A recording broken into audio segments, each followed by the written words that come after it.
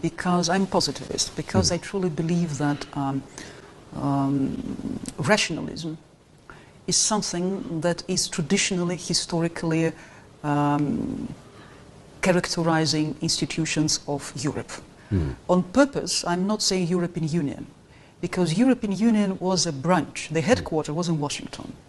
And after the end of the Second World War, the project, which we call European Union, has been constructed on the soil of the ideology of United States. And dollar ruled since that time. So the system that has been built in the European Union is absolutely, let's say, political proxy of United States in ideological way. And now we can see, if we use the economic terms, the last phase of the life cycle of the European Union as a project. And logically, every time when the life cycle used to reach the last phase, immediately appeared Russian threat. It's a very useful instrument in order to solve all the political, economic, financial and military problems in Europe. But I should dismantle the biggest illusion that the majority of my expert colleagues actually have in Europe. Europe has never been united. It's something that existed in a kind of mythological way in their mindset. Europe 20 years ago has been divided, but we couldn't see the layers of that division. Why? Because European Union has been excited about enlargement.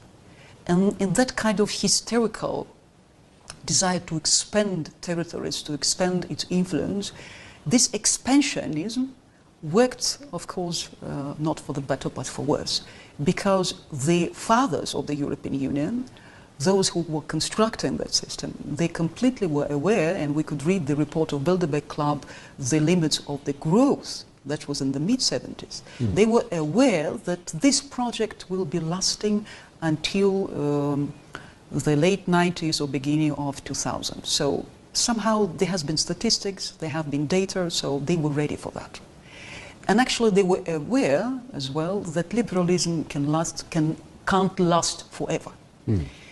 And naturally speaking, in the context of that redistribution and the reconfiguration of European space, Russia, and especially Ukraine as a buffer zone, has been always in deposit. It was always a kind of, a special place in the bank of ideas, so when you are needing, you need to use it, then Russia appeared. And the perfect, let's say, ace in the geopolitical game was Ukraine, because historically it was always a buffer zone. And the European Union completely was aware that if NATO will start its expansion up north, that will be absolutely unacceptable for Russia. But they crossed those red lines in order not to keep Ukraine as a member or invite Ukraine as a member of the European Union. Absolutely not. The hidden agenda was to keep the zone of irritation, to maximize the uncertainty between Russia and the West, and raise the stakes. United States, which I can say strategically was moving quite correctly with their allies in NATO, they knew that until the certain moment, Russia will be, of course, doing whatever it takes not to interfere into a military conflict. But if Russia did it, it means Ukraine served its purpose. And the next circle of that negotiation would be the way when United States and European Union will offer Moscow negotiations, will offer to return Ukraine back to the zone of influence of Russia, but for the higher price. Doc, I have to take a commercial break over here. Let me take a commercial break over here. We'll be back after this break. Ji. Dr. Zigon is with us. She's from Moscow. Ji. And ek dafa phir main introduction kara दूं यहाँ पे. She is the director of the Scientific Center of International Research in Moscow. Ji. What do you mean by the higher price? By the higher price that what I'm getting out of it is that what you're saying is that Russia wants Ukraine back, and Russia never wanted NATO on their borders, right? And if you want Ukraine back, so that means that until unless your objectives, the Russian objectives, are not achieved, the war is not going to end. Until unless you get hold of the entire Ukraine, it's not ending anywhere soon, right? So, okay, fine, fair enough. But at the very same time, do you think that the West is going to buy all these things, that you occupy the entire, or in other words, I can put it in a different way, you get Ukraine back and then you're going to stop there? Because, you know, the thing is that other countries, they are like, a bit scared, let me put it this way. They have this feeling at the back of their minds that probably Ukraine is not the last stop for Russia. It's going to expand. It's going to Russia is going to reach out to other countries as well. So can they rule out this feeling which is at the back of their minds, or no? How should we take it, Because, people, lots of people out there who like Putin, right? They like his approach. They like talking to the sole superpower president, the way, the body language, all the stuff. They like him. Putin is liked. But there's some out there who are a bit scared of him. So that's why I'm asking that, is this thing going to stop at Ukraine, or is it going to expand some of the European countries have this feeling? I have to actually clarify one important thing, which takes place when I hear questions like that. The majority of experts and journalists and media all the time operate with this kind of disposition. When Ukraine occupation, Russia, it's completely wrong from the very beginning. Because we have to figure out, what does it mean, occupation? All of us understand that Ukraine is used as a battlefield for the proxy war. The war between the West and Russia has been for quite a long time. It didn't start on the battlefield of Ukraine. It didn't start when NATO started to expand. It started years and years, decades ago.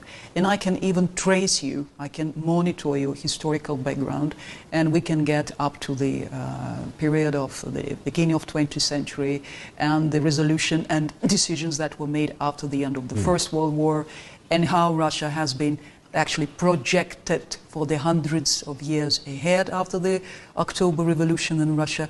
Russia has been always, in historical context, a big irritation and a big concern for the West.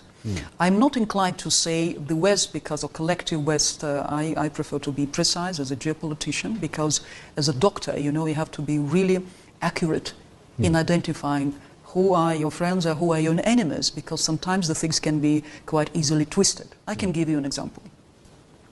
You just mentioned the word occupation. I don't like this word, absolutely, because Russia has never been invading anyone, anything. We don't need any territories. We have a bunch of territory. We are actually used to be empire. We represent more than 100 of nationalities, languages, and we are the unique country in the world who can absolutely, we cannot boast, we can say openly, we are the country, conglomeration, constellation of the nations that used to live in an absolutely friendly environment. We are a meeting point of different civilizations, Asia and the West. And it was Russia who has been not invading Europe. Russia has been always saving Europe. If you look at 18th, 19th century and 20th century, we were all the time stopping either Mongols' invasion to European Union or Napoleonic expansion, etc. And I have also to remind you that, for example, Switzerland enjoys its status of confederation and has its constitution just because the Russian Tsar, Alexander I, after the end of Napoleonic Wars, sent his best minister, who was Greek, to Switzerland to write a constitution for Swiss nation. So thanks to the Russian Tsar, who was absolutely enlightened person and open-minded. But getting back to our days, United States and the West has been invading the minds of Ukrainians for years. So what to consider invasion, what to consider occupation? I think that using the modern terms of the information age, occupation can be anything, any instrument can substitute the national identity, the national values, the national aspirations, and it's very easy. If you just give me a task and ask me, Dr. Zigon, would you like to help us to elaborate strategic plan, how to invade or this or that nation in an intellectual or another way, I can tell you, yes, it's practically realizable. Yes, some experts know how to do it. There are different forms of invasion. And Ukrainian nation has been staying under attack from the side of the West for decades. All those foundations, Soros funds, you know, just all those kind of nationalistic groups. It took years and years. So that we reached the point of war, it was illogical. That's why I think we should direct that question to our Western colleagues and to ask them, what do you want? Do you think that Russia will stop being Russia? Do you think that you can continue to invade and to intrude your values, Western values and liberalism, Far East or to China or to Northern Korea or to Pakistan or to India or Africa? I don't think so. Because if you want to be a successful invader, you need to have agenda. You need to have a key, attractive strategy that will make other nations follow you. And United States doesn't have it today. Besides the idea and desire to keep its leadership. But it's a shallow thing. Being equipped with such kind of approach, neither United States or European Union can continue invade smaller nations, weaker nations like Ukraine, with such kind of approach.